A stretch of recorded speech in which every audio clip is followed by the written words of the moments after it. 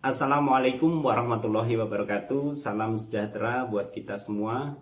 Bapak, Ibu, peserta Diklat Pembuatan Media Video Pembelajaran yang saya hormati.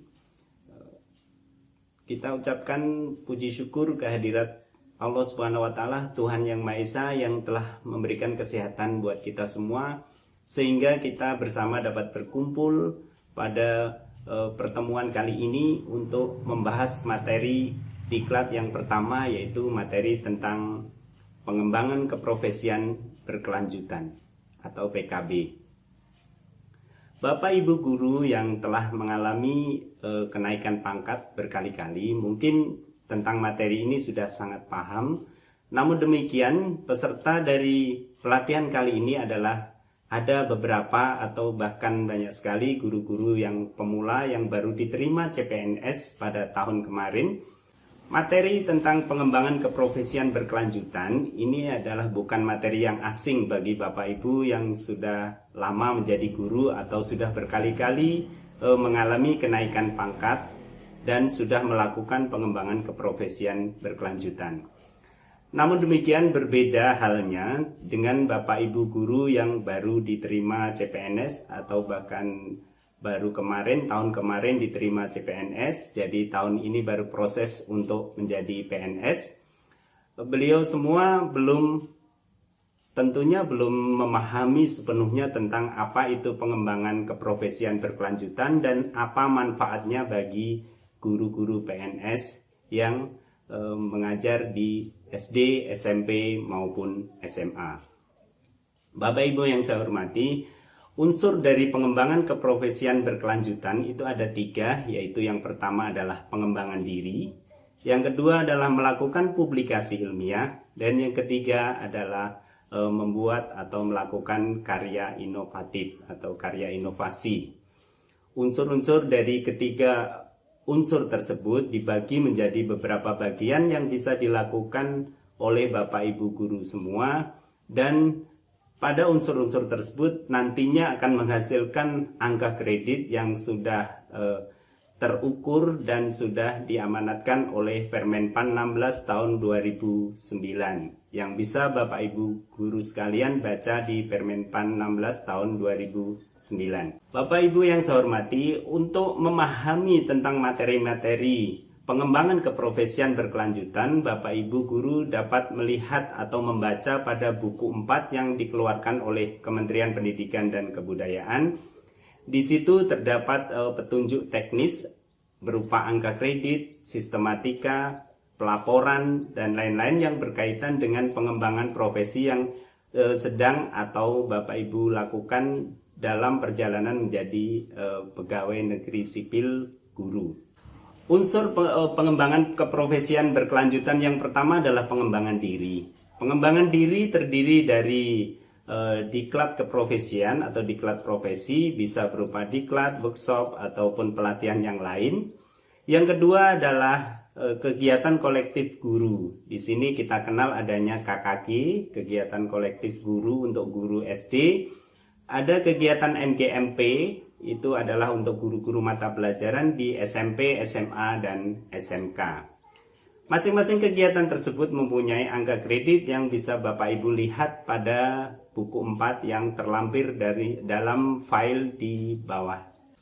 Bapak Ibu yang saya hormati, unsur yang kedua adalah publikasi ilmiah.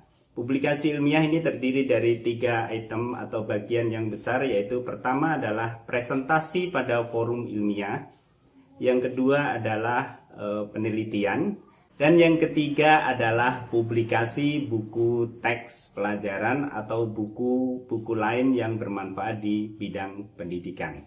Apa yang Bapak Ibu bisa lakukan dalam kegiatan publikasi ilmiah ini antara lain adalah presentasi Bapak Ibu menjadi narasumber di forum ilmiah, misalnya seminar, diklat, workshop, dan lain-lain. Itu semua juga akan bisa menghasilkan sebuah angka kredit yang bisa dikumpulkan untuk kenaikan pangkat.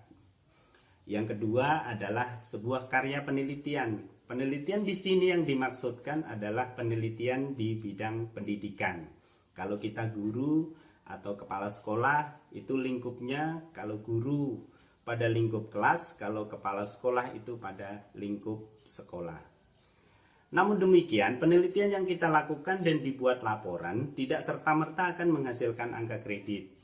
Nah, dari hasil laporan penelitian kita bisa diseminarkan atau dipublikasikan. Ya, syarat-syaratnya publikasi seminar hasil penelitian itu bisa dilakukan minimal mengundang teman-teman atau rekan sejawat dari 3 sekolah dan memenuhi jumlah 15 guru. Itu adalah jumlah minimal yang harus dipenuhi ketika kita melakukan publikasi atau seminar hasil penelitian yang kita lakukan.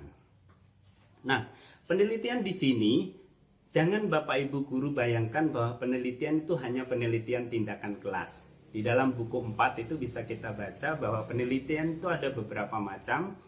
Bisa itu adalah berupa penelitian eksperimen, bisa juga penelitian kualitatif atau penelitian deskriptif, dan bisa juga tentang best practice atau praktek-praktek terbaik yang bisa kita lakukan di kelas kita masing-masing. Untuk pembuatan laporannya, ada sistematika yang sudah ditetapkan atau sistematika baku, karena sistematika tersebut adalah menjadi pedoman atau acuan bagi tim penilai untuk menilai sebuah karya kita atau karya penelitian kita. Publikasi yang ketiga adalah publikasi buku teks atau buku dalam bidang pendidikan yang dihasilkan oleh Bapak Ibu guru. Bapak Ibu guru bisa membuat atau menyusun buku teks pelajaran, bisa yang diajukan ke BSNP, bisa juga yang hanya diberlakukan di lingkup yang lebih kecil. Buku-buku yang bisa dinilai adalah buku yang sudah diterbitkan, baik itu ber-ISBN ataupun yang tidak ber-ISBN. Selain karya buku ini adalah bisa kita hasilkan modul, diktat, atau buku pedoman guru yang bisa kita susun dan kita gunakan di lingkup yang terkecil adalah di lingkup sekolah. Kegiatan karya inovatif itu terdiri dari 4 bagian, yaitu yang pertama adalah Bapak Ibu guru bisa menghasilkan karya berupa teknologi tepat guna.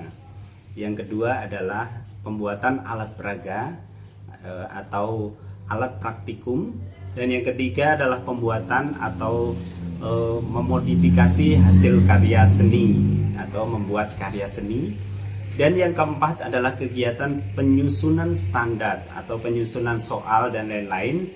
Kegiatan tersebut semua adalah termasuk kegiatan pembuatan karya inovatif. Di masing-masing kegiatan ada angka kredit yang telah ditetapkan oleh Permenpan 16, dan di situ terdapat kriteria, misalnya kita membuat sebuah karya yang rumit atau yang sederhana, itu bisa kita nilaikan untuk menjadi sebuah angka kredit. Sebuah video pembelajaran juga bisa dibuat menjadi sebuah karya inovatif.